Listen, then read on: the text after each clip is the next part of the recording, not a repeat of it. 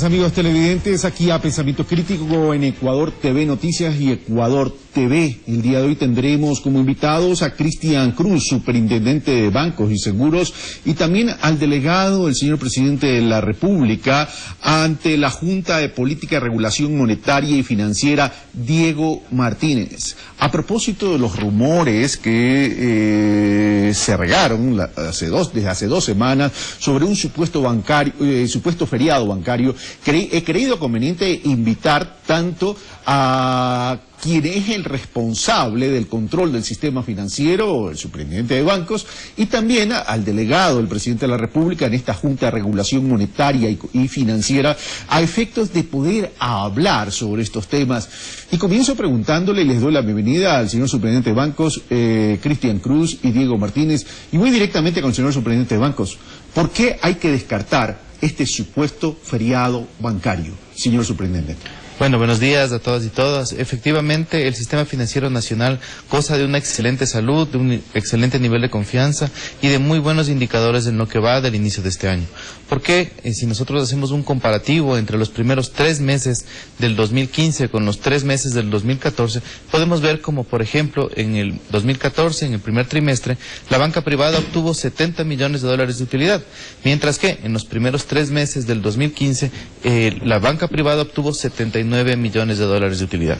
¿Qué es lo que esto nos da? Que efectivamente el nivel de actividad, el nivel de utilidad, el nivel de rentabilidad del sistema financiero ha aumentado en el primer trimestre.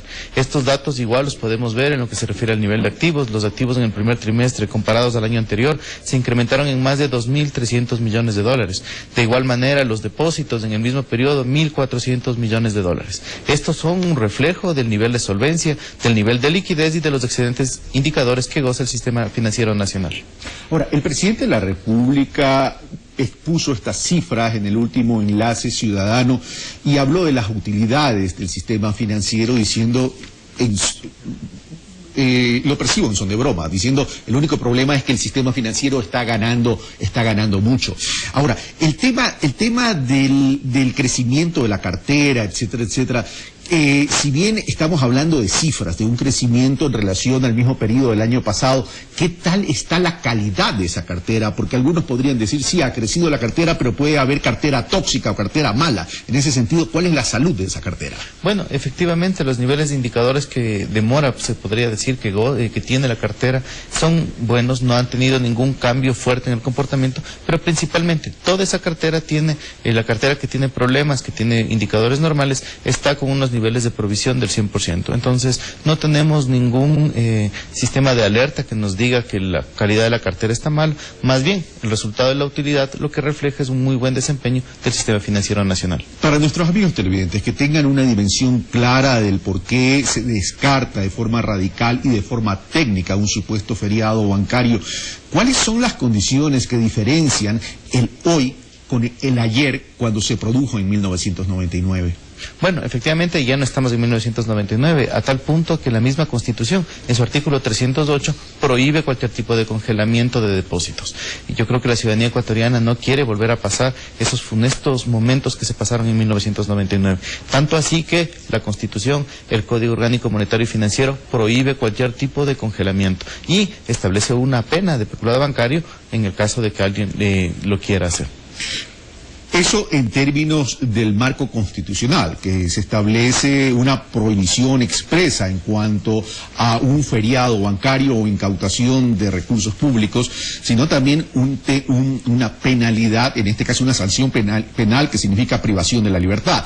En ese sentido, en caso que la privación de libertad sería ¿para quiénes?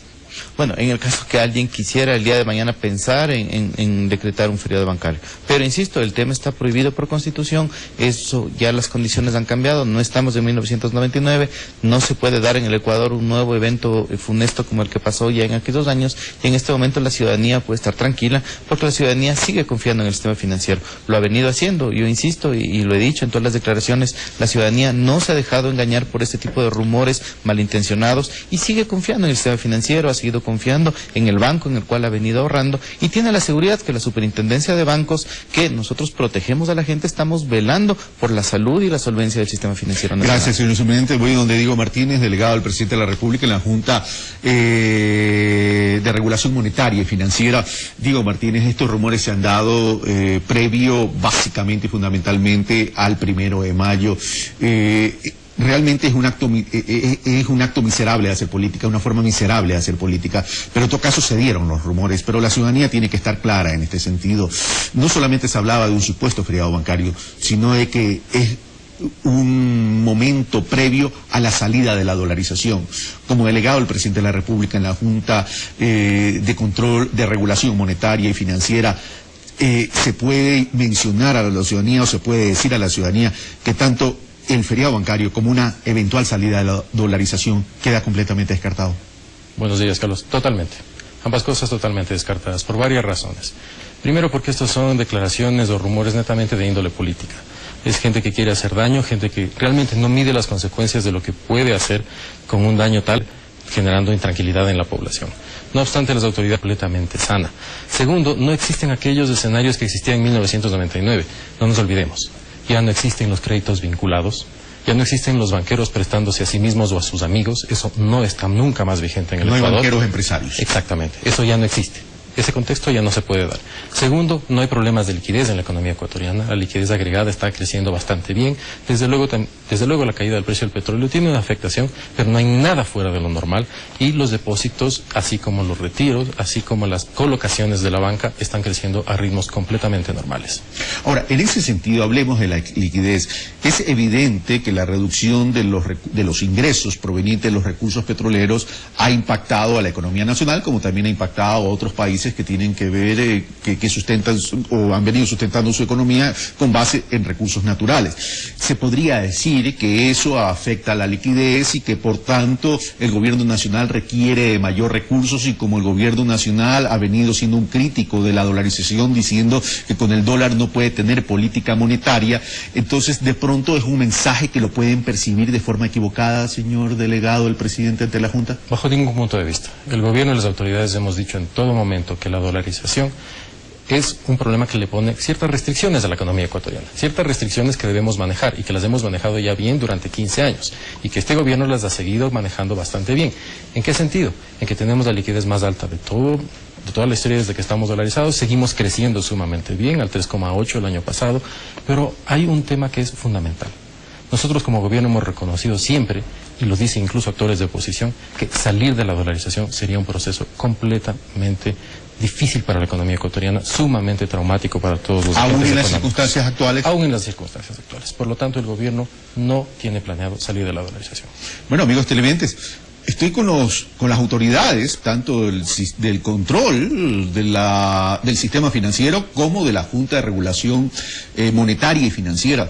Ellos en este momento nos están indicando, uno, que el sistema financiero nacional goza de excelente salud, y dos, que el gobierno nacional no ha pensado ni piensa en un supuesto feriado bancario y tampoco en una salida de la dolarización. Tenemos que saber escuchar a las autoridades en ese sentido, porque más allá de quiénes sean y a qué ideología y a qué gobierno representen, estamos hablando de los recursos de ustedes, amigos televidentes, y en ese sentido tenemos que ser tremendamente serios y responsables, porque no queremos que vuelva a suceder lo que sucedió en el año 99, donde ahí sí, por actos irresponsables, mucha gente salió afectada. No hagamos caso de rumores. Sigo con Diego Martínez. Diego Martínez, pero este impacto del shock externo, que es la disminución de los recursos petroleros, evidentemente afecta la liquidez de un país y eso va a afectar el crecimiento económico.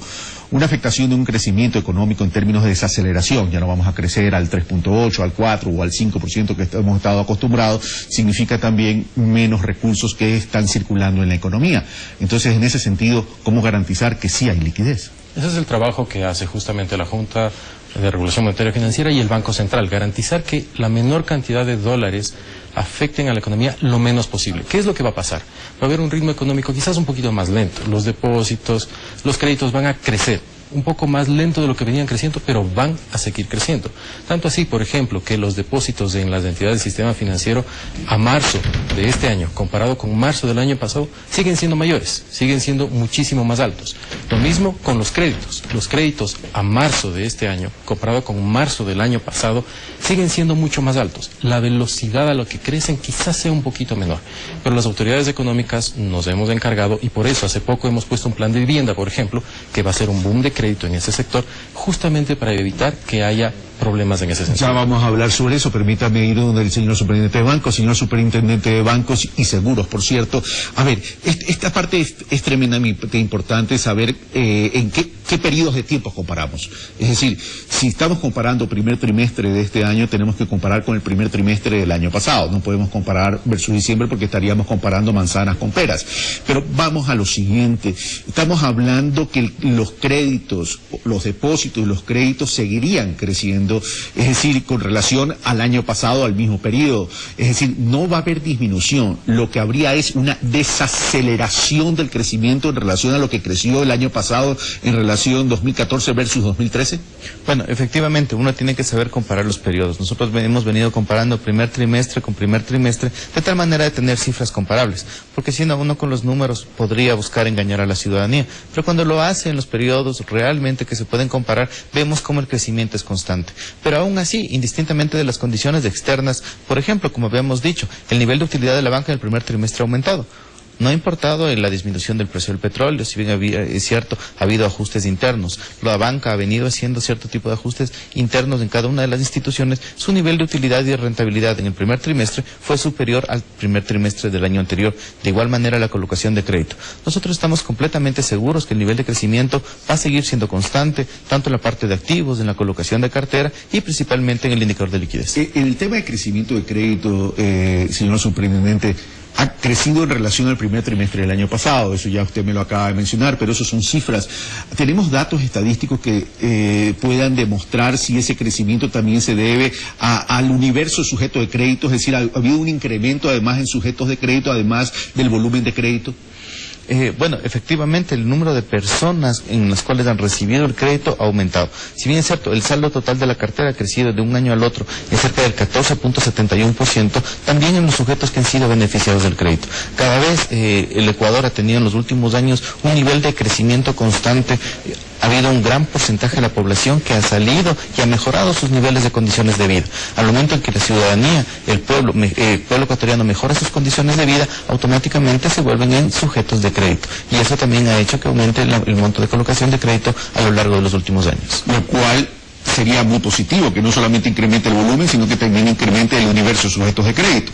Ahora, porque significa más actores dentro de la economía. Ahora, Diego Martínez, tú mencionaste el tema de que el gobierno estaría inyectando liquidez sobre decisiones estratégicas como, por ejemplo, la orientación de créditos a vivienda de interés social, si no me equivoco, cuyo monto iría hasta $70.000 y se le pone metas a las instituciones financieras a efectos que cumplan con este propósito. Ese tema de regulación que viene casualmente con la ley orgánica de control monetario, etcétera, etcétera, etcétera, ¿es el único sector al cual se va a priorizar o hay otros sectores que se van a priorizar en temas de orientación de crédito a efectos de dinamizar la economía e inyectarle más liquidez al mercado? Por el momento es el sector al que como gobierno hemos apostado. La construcción tiene muchísimos efectos positivos globales en la economía. No solamente que genera empleo, sino que demanda mucha mano de obra, mucho componente nacional. Es decir, ayuda en la dinámica del funcionamiento de la economía ecuatoriana. Desde este punto de vista es el sector con el que hemos empezado. Estamos favoreciendo lo que son viviendas de entre 40 y 70.000, lo que se denomina vivienda de interés prioritario, y hay otras que son las de hasta 40.000, que son las viviendas de interés social, en las que aplica además el bono de desarrollo humano. ¿Cuál es la diferencia? Y es que con estos mecanismos de ayudar a que haya mayor liquidez en estos sectores, se obtiene varios beneficios para la población que nunca antes hubo. Primero, una tasa del 5% para el crédito para el ciudadano es algo que nunca ha habido en el Ecuador. Menos desde que estamos dolarizados. No va a ser sostenible una tasa tan baja, porque para efectos de la banca privada se supone que esa tasa es muy baja a efectos de poder cubrir sus gastos administrativos y operativos. Esa es una pregunta que se hace también la ciudadanía. Con fondeos del sector público. Esa es la ventaja de tener ahora un código monetario financiero que le permite al sector público trabajar de la mano con el sector privado. Con la banca nos hemos puesto de acuerdo y lo hemos dicho, a ver, señores, ustedes, los bancos, van a seguir ganando aproximadamente el 10% en sus créditos, pero como el gobierno está poniendo una parte importante a través del Banco Central de Recursos, permiten que en la globalidad la tasa sea muchísimo más baja, 4,99%. Desde ese punto de vista, la banca sigue ganando, el Estado gana, pero ¿qué es lo más importante? Los ciudadanos ganan porque tienen una expectativa real de tener crédito de largo plazo, hasta 20 años, a una tasa sumamente baja. Estamos hablando entonces de una especie de articulación de rentabilidad financiera y rentabilidad social. Por supuesto, de eso se trata. Ahora, señor superintendente de bancos, usted ha mencionado en más de una ocasión, no en este espacio, sino también en sus declaraciones, que el sistema financiero está sólido, etcétera, etcétera. ¿Hay algún caso puntual de alguna institución financiera que esté, no pido que me indique el nombre por obvias razones, pero que tendría algún tipo de inconveniente en este momento? No, de ninguna manera. Ninguna institución en este momento tiene ningún tipo de problema, ya sea de solvencia o de liquidez. Insisto, en estos días la ciudadanía ha confiado en el sistema, no se ha dejado engañar. Ninguna institución, ni de manera individual, ni el sistema en su totalidad se ha visto afectado. La ciudadanía puede seguir teniendo la seguridad de que el sistema financiero nacional es un sistema saludable, es un sistema solvente en el cual puede seguir confiando sus ahorros, sus depósitos, y con la seguridad de que la Superintendencia de Bancos, siendo un organismo de control, de manera permanente está velando por sus intereses, porque a nosotros nos interesa justamente cuidar y velar por los depósitos de la gente. ¿Cómo ha venido funcionando el nuevo concepto del seguro de depósito que lo administra el COSEDE? Bueno, efectivamente el seguro de depósitos ya tiene una larga historia en el Ecuador. Todos los depósitos hasta cierto monto están garantizados. Lo que la ciudadanía debe justamente es acercarse a su institución, pedir información acerca de cuáles son sus montos de cobertura y en función de eso tomar una decisión sobre la institución en la cual está confiando sus depósitos. Siempre sabiendo que el sistema en su totalidad es un sistema solvente y que la Superintendencia de Bancos de manera permanente está precautelando el bienestar de la ciudadanía. La ley, el Código Orgánico Integral Penal establece responsabilidades penales para aquellas personas que de una u otra manera, de forma directa e indirecta, hayan generado o generen lo que se denomina, de acuerdo a la tipificación del COIP, pánico bancario. ¿Existe pruebas contundentes de quiénes podrían ser las personas que por A, B, Z razones han hecho distribuir este rumor a través tanto de las redes sociales o a través de cadenas en WhatsApp? Bueno, efectivamente el artículo 322 del Código Integral Penal estipula lo que se denomina el pánico financiero. Aquellas personas que den o fomenten información o noticias falsas que pongan en riesgo el sistema financiero nacional.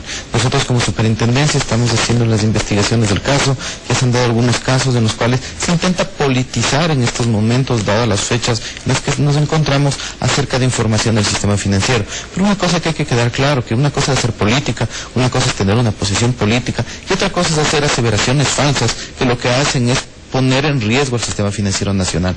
Y cuando se pone en riesgo el sistema financiero nacional, no se está afectando a un gobierno, no se está afectando a una persona, se está afectando a toda la ciudadanía. Entonces lo que nosotros invitamos es que a los diferentes actores políticos tengan toda la libertad de hacerlo, de expresar sus discrepancias, pero que de ninguna manera busquen afectar a la ciudadanía. Gracias, señor superintendente. Una desaceleración en cuanto al crecimiento económico, producto de lo que ya hemos hablado, la disminución de los recursos petroleros, tendría una afectación directa en la generación de empleo pleno, independientemente y sin perjuicio que el gobierno nacional, a través de estas decisiones de focalizar crédito al sector de la construcción, como que es un dinamizador de la economía, no la alcanza como para proteger un crecimiento de empleo pleno como el que se estaba estimando en años anteriores. Entonces, ¿cómo neutralizar aquello y cómo poder generar ese empleo pleno a efectos de que la ciudadanía se vea beneficiada?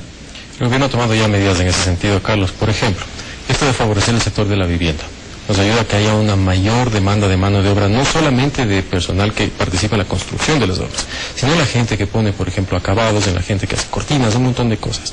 Es una serie de negocios vinculados al sector de la construcción que generan demanda de mano de obra y de personal no calificado, pero también de personal bastante calificado en este sentido. Otra segunda cosa, la salvaguardia. La salvaguardia es un mecanismo para proteger el empleo y la industria nacional. Este gobierno se ha caracterizado por una cosa básica, y es que nunca hemos dejado que que el contexto internacional y las crisis del exterior se trasladen a una crisis de consumo o de empleo de los ecuatorianos. Pero le pido una precisión ahí, señor delegado de la Junta de Control Monetario y Financiero. El tema de las salvaguardias, ustedes mismos lo han dicho, es un tema temporal. Es un tema que va entre 12 y 15 meses. Entre 12 y 15 meses la industria nacional puede consolidarse. Yo creo que ese es un mecanismo para que los industriales encuentren un momento oportuno para hacer nuevas inversiones, para ampliar su capacidad, para encontrar nuevos nichos de mercado en el mercado doméstico, de tal manera que encuentren fortalecida su posición. Hay muchísimos sectores donde la industria nacional ha encontrado nuevos nichos de mercado con excelentes productos. Y eso hay una demostración que uno puede ver en las perchas, por ejemplo, de supermercados o tiendas.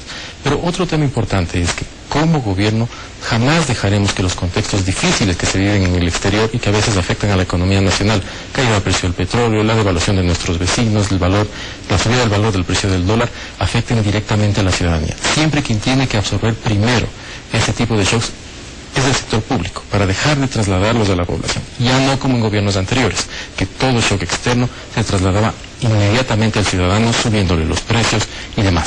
Desde ese punto de vista, lo que debemos mencionarle a la ciudadanía es que todo lo relativo a la situación financiera de la banca, nivel de depósitos, nivel de captaciones, nivel de todo está completamente bien. Solamente por dar unos datos. Los depósitos al año pasado fueron de 27.300 millones de dólares a marzo del año pasado. A marzo de este año son de 29.900. Es decir, no hay esa caída de depósitos que lastimosamente gente con malas intenciones anda regando por ahí ciertos rumores con total interés político. Ahora, señor delegado, vamos a lo siguiente. Usted me habla de las salvaguardias, me habla de sustitución de importaciones, oportunidades para la industria nacional, para que se fortalezca, pero ahí tenemos un inconveniente. Tradicionalmente, la industria nacional ha venido representando entre el 12 y el 13% en relación al Producto Interno Bruto. El tema es cómo hacer crecer esa participación, porque si queremos consolidar la industria nacional, que se cohesione la industria nacional, que se invierta en la industria nacional y que genere mano de obra, empleo, trabajo en la industria nacional, lo ideal es que de ese 13% progresivamente vaya creciendo. ¿Cuál es la estrategia entonces? Varias. La primera es favorecer la colocación de crédito en esos sectores. Ese es un siguiente paso que daremos en el tema de regulación monetaria y financiera, que es favorecer también el crédito hacia el sector productivo, especialmente lo que se relaciona con industria de manufactura y créditos de mediano y corto plazo. Y también créditos de largo plazo, que es lo que más se necesita actualmente. Y un segundo aspecto es cambio de matriz productiva. No es solamente que empiecen a hacer cosas nuevas, es que incluso también las cosas que se hacen ahora serán con un mayor componente tecnológico. Esas son cosas que no las manejamos las autoridades monetarias y financieras, sino las autoridades más bien del sector productivo, pero son los aspectos a través de los cuales se tiene que ir favoreciendo este tipo de cambios. Pero si bien es cierto, lo manejan otras autoridades, debe haber una articulación en la política y en la estrategia. Por supuesto, es por eso que no dejamos que los niveles de crédito caigan.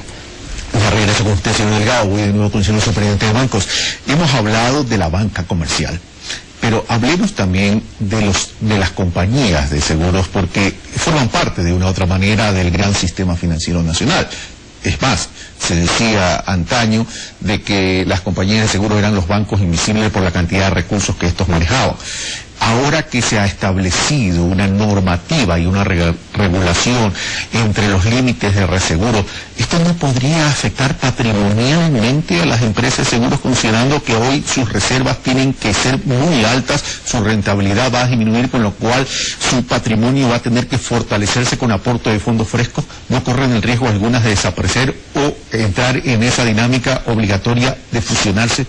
Bueno, efectivamente la entrada en vigencia de la normativa, por ejemplo, del tema del límite de los reaseguros, lo que va a hacer en el mediano y en el corto plazo es fortalecer al sector asegurador ecuatoriano. ¿Por qué? Porque antes todas las empresas cogían y de todas las pólizas un gran porcentaje de ese nivel se cedía a nivel de reaseguro con una empresa extranjera. En este momento ese nivel de riesgo se lo mantiene aquí. No le expone a la empresa aseguradora. ¿Por qué? Porque aumenta su nivel de reserva. Y en los rangos y en los riesgos en los cuales se ha determinado que se tiene que aumentar se tiene que disminuir el porcentaje de reaseguro, son riesgos en los cuales se pueden asumir. Por ejemplo, el riesgo de un vehículo.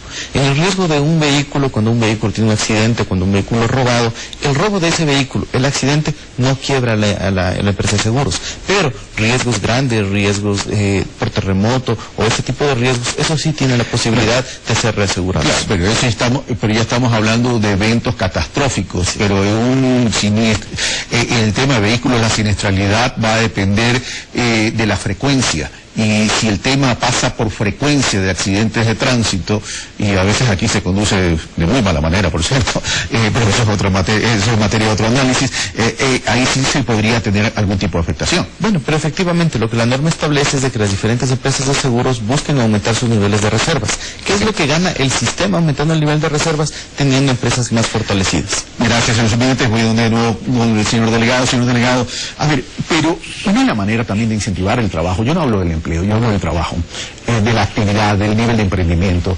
También es la economía social y solidaria en ese sentido. Es decir, porque la industria nacional nunca va a tener la oferta suficiente para poder satisfacer la gran demanda de trabajo. Por tanto, hay que ir a la base. Y en ese sentido, de acuerdo a las políticas y estrategias articuladas del gobierno nacional, ¿qué se piensa hacer para que exista una verdadera actividad social y solidaria, que los emprendimientos dejen de ser por necesidad y se transformen por oportunidad? Bueno, varios aspectos que se ha venido desarrollando durante los últimos años en relación con la economía popular y solidaria, que es básicamente el sector de las cooperativas, cajas comunales y demás. ¿Qué tienen ahora este tipo de entidades? Primero, tienen el mismo acceso que la banca a los servicios de Banco Central. Es decir, uno deposita un cheque en una cooperativa y lo puede cobrar a la misma velocidad que lo cobra en un banco. Es decir, el ciudadano que está en ese sector de la economía tiene exactamente el acceso a los mismos servicios. Segundo, ese tipo de entidades también tienen ahora el acceso al Sistema Nacional de Pagos, es decir, trabajar como un banco, haciendo pagos a la misma velocidad, con las mismas características, con la misma facilidad. Tercer aspecto, también son entidades que han venido ganando mercado en la economía nacional.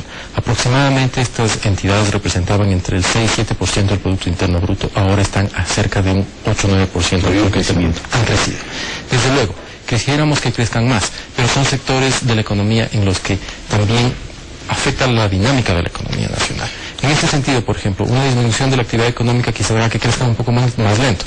Van a seguir creciendo, quizás un poco más lento, igual lo que ha venido pasando con el sector financiero. Pero a lo mejor va a crecer un poco más lento, pero va a crecer más rápido en relación a sectores más grandes. Indudablemente, porque hay mayor oportunidad de negocio. Ahora, dos cositas rapiditas, señores, que es importante que lo dejen claro. Se dice que el dinero electrónico es una manera de tener una emisión inorgánica y que eso sería una especie de salida a la dolarización. Respuesta rápida, por favor. De ninguna manera. El dinero electrónico no es más que una alternativa de pago, tiene un alcance de índole transaccional, lo que sirve es para que la ciudadanía pueda transar en pequeñas actividades económicas con mayor facilidad. De ninguna manera involucra otro tipo de conceptos que son tratado de confundir. El que quiera utilizar el dinero electrónico tiene que tener respaldo de ese dinero para utilizarlo a través del celular. Porque efectivamente se acerca a cualquiera de una institución financiera, entrega $1 y carga dinero electrónico. Y lo único que le permite es facilitar su nivel de transaccionabilidad en el día a día. Respaldo 1 a 1. Así es. Y ya para terminar, el señor delegado, el tema subsidios. Es decir, a ver, de que necesitamos recursos, todo país necesita recursos, o sea, en ningún momento no hay ningún pecado. El tema es que hay que usarse responsablemente. Pero ¿no nos hemos puesto a pensar que a lo mejor focalizando los subsidios de los combustibles, no necesitaríamos recurrir a financiamiento externo para poder financiar el desarrollo del país? Bueno, desde todo punto de vista el tema de los subsidios es algo que un país analiza de manera consecutiva conforme va el devenir de la economía ecuatoriana. No nos olvidemos que hay un tema sumamente importante, Carlos. La caída del precio del petróleo también implica una caída de los derivados, por lo tanto también del valor total del subsidio por derivados. Desde ese punto de vista, también el análisis que se hace desde el gobierno es un análisis global. Desde luego, por el momento no se ha dicho absolutamente nada respecto a subsidios, no está previsto absolutamente nada. Como ustedes saben, estamos en un proceso de sustitución, por ejemplo, de las cocinas por las cocinas de inducción, con lo cual iremos preparando varios aspectos, pero en beneficio de la población. No nos olvidemos de algo. Aquí en el Ecuador, desde que está este gobierno, no se ha hecho lo que se hacía antes, que era subir los precios sin garantía alguna de la población de que lo pueda hacer. Se ha hecho de una manera totalmente distinta y jamás afectaremos a la población. Gracias, señores autoridades, tanto monetaria como del control del sistema financiero, por estar con nosotros y dejar claro de que no hay feriado bancario, que se excluye cualquier posibilidad de feriado bancario, que es un rumor malintencionado a propósito de una política mal llevada en el Ecuador que tenemos que desterrar, por cierto. Y también algo que ha quedado muy claro de parte de las autoridades es: no hay salida de la dolarización. No hay salida de la dolarización. Y por favor, seamos mucho más serios al momento de debatir. No se trata de oponerse por oponerse, no se trata de una lucha de espacios de poder. La política debe ser una herramienta de servicio a ustedes. Y servicio no es tan solo atender, servicio es construir un estado de bienestar. Esto fue Pensamiento Crítico, soy Carlos Rabascal. Ya viene el...